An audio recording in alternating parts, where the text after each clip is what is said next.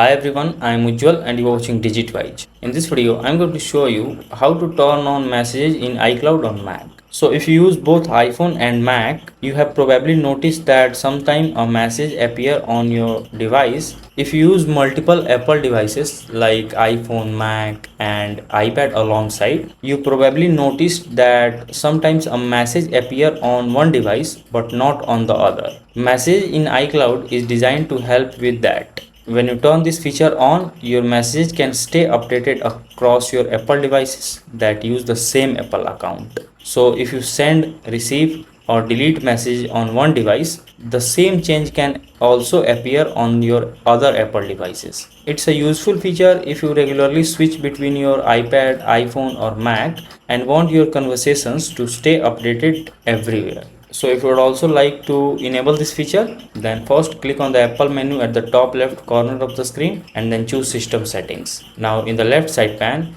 click on your Apple account at the top and here go to iCloud. Now here in saved to iCloud section, you can see messages. Currently it's turned off. So click on it and then enable the toggle right to use on this Mac. Now as soon as you enable it, a few more options will appear below. You will see keep messages section. Here you can choose how long your messages should be kept. As soon as you click on the drop down menu right to it, you can choose between 3 days, 1 year or forever.